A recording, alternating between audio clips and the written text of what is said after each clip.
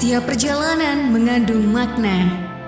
Setiap makna dibangun dari kesungguhan dalam ikhtiar agar menjadi pribadi yang bermanfaat. Dan setiap ikhtiar adalah perwujudan atas penghambaan kepada Sang Khalik.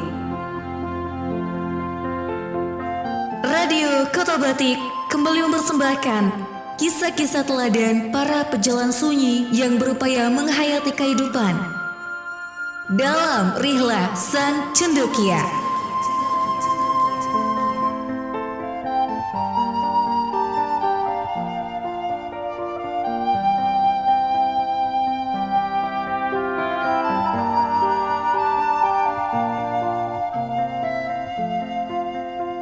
Boleh dibilang orang-orang Banjar sangat menghargai sejarahnya. Hanya cara yang dilakukan berbeda dengan orang-orang Barat yang kemudian melahirkan ilmu sejarah.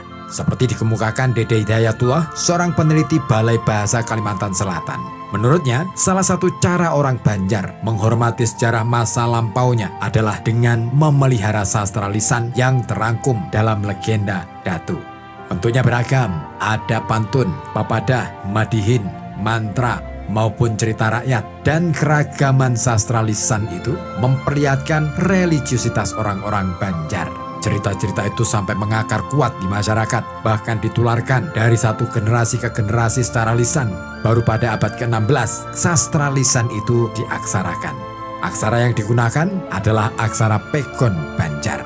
Sayang, manuskrip pada abad itu tak banyak ditemukan. Lebih banyak manuskrip-manuskrip tertua yang ditemukan berasal dari abad ke-18, khususnya karya-karya dari sosok cendekia yang masyhur asal Banjar ini. Namanya dikenal seantero dunia karena pernah menjadi seorang guru di kota suci Mekah Al-Mukarramah. Awalnya ia dikirim Sultan Tahlilullah dari Kesultanan Banjar untuk menimba ilmu di kota kelahiran Nabi Muhammad. Sesampai di kota Mekah, ia banyak menjumpai para cendekia Nusantara lainnya. Ada Syekh Abdul Somad Al-Falimbani, Syekh Abdul Wahab Bugis, Syekh Abdurrahman Mesri Al-Betawi, Syekh Dawud bin Abdullah Al-Fatani, dan juga Syekh Muhammad Salih bin Umar As-Samarani, atau yang lebih dikenal Mbah Yai Soleh Darat. Dari perjumpaan itu, mereka pun belajar bersama-sama selama di kota Mekah. Namun ada yang menarik dari Syekh dari Banjar ini. Beliau memang seorang pencinta ilmu. Karena selama di Mekah, sekurang-kurangnya ia telah mempelajari 35 cabang ilmu. Tidak melulu soal ilmu agama, ia juga menimba pengetahuan tentang geografi, matematika, biologi, geometri, astronomi, dan berbagai cabang ilmu lainnya. Jadi tak heran apabila ia lebih banyak menghabiskan waktu di kota suci ini sampai 30 tahun. Salah seorang gurunya adalah Syekh Athoillah. Dari beliau, sosok cendekia asal Banjar yang berjuluk Datuk Kalampayan ini juga mendapatkan titah untuk turut mengajar di kota Mekah. Syekh Athoillah juga memberi kepercayaan kepadanya untuk memberi fatwa. Selain Syekh Athoillah, ia juga berguru pada Syekh Muhammad bin Sulaiman Kurdi yang merupakan cendekia muslim asal Damaskus. Ada sepenggal kisah menarik mengenai hubungan Datuk Kalampayan dengan Syekhul Islam yang satu ini. Ceritanya, suatu ketika sosok cendekia yang menjadi menantu dari Sultan Banjar ini bersama sahabat karibnya Syekh Abdul Somad Al-Falimbani menyampaikan niat untuk belajar ke Mesir. Namun, sang Imamul Haramain ini memberikan jawaban yang cukup mengagetkan. Beliau malah tidak menganjurkan keduanya belajar ke Mesir. Beliau menyarankan agar keduanya pulang ke tanah air. Alasannya tidak lain karena ilmu dan kecerdasan mereka dinilai sudah cukup mumpuni. Selain itu, sang guru juga khawatir jika ketika tiba di Mesir tidak ada guru-guru yang sanggup memberikan pelajaran kepada mereka saat itu. Menurut Syekhul Islam itu, di tanah airnya, di Nusantara, tenaga mereka lebih dibutuhkan. Tak ingin mengecewakan hati sang guru, sosok cendekia yang kemudian namanya dikenal sebagai Syekh Muhammad Arsyad Al-Banjari ini lantas memilih pulang kampung. Namun sebelum ke Banjar, ia menyempatkan diri mampir terlebih dahulu ke Betawi, bersilaturahmi dengan sahabatnya Syekh Abdurrahman Masri. Selama di Batavia, dengan bekal ilmu geografinya dan ilmu-ilmu lainnya, Syekh Muhammad Arsyad Al-Banjari ini sempat pula membetulkan arah kiblat sejumlah masjid di Batavia. Di antaranya Masjid Jembatan 5, Masjid Pekojan, juga Masjid Luar Batang. Salah satu bukti sejarah yang ditinggalkan di Masjid Jembatan 5 berupa catatan dalam bahasa Arab yang menerangkan pembetulan arah kiblat sebesar 25 derajat ke arah kanan. Catatan itu tertulis pada tanggal 4 Safar 1186 Hijriah atau bertepatan dengan tanggal 7 Mei 1772 Masehi.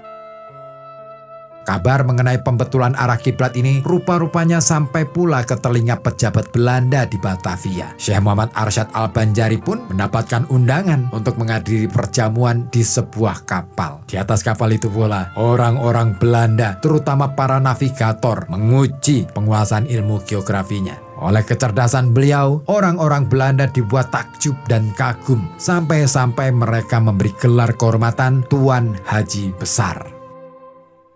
Tak berselang lama, sekitar bulan Ramadan di tahun yang sama, Syekh Al-Banjari tibalah di ibu kota Kesultanan Banjar, Martapura. Kepulangan Syekh Muhammad Arsyad Al-Banjari ini disambut hangat oleh keluarga Kesultanan Banjar. Bahkan sempat pula keluarga kerajaan mengadakan upacara penyambutan untuk kepulangan Dato Kalampayan ini. Sampai-sampai ia disebut-sebut sebagai matahari agama.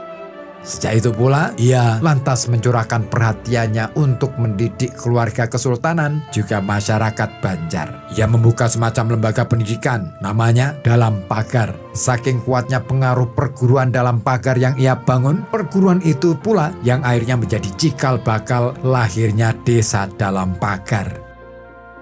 Selain mendidik masyarakat, Syekh Muhammad Arsyad Al-Banjari juga mencurahkan perhatiannya untuk menulis sejumlah kitab. Salah satunya kitab hukum ibadat yang berisi hukum fikih. Kelak kitab ini dikenal dengan kitab Sabilal Muhtadin. Kitab ini banyak dipelajari masyarakat Banjar dan menyebar ke seluruh wilayah Nusantara. Bahkan digunakan pula oleh perguruan-perguruan di luar Nusantara. Malah menjadi dasar bagi negara Brunei Darussalam.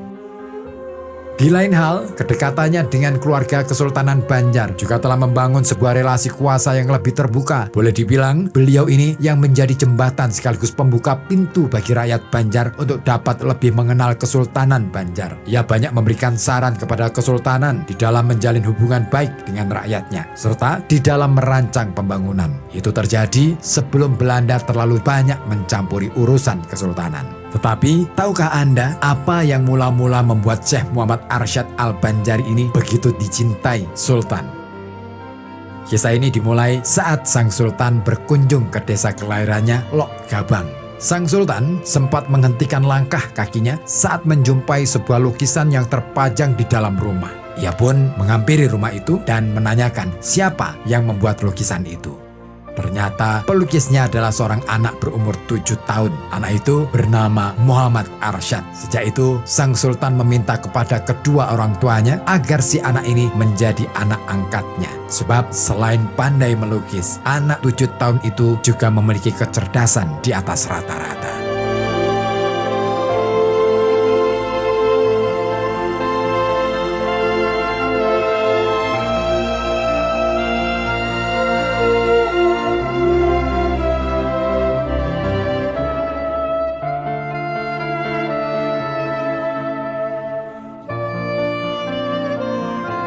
Demikian Rihla Sang Cendekia, persembahan Radio Kota Batik.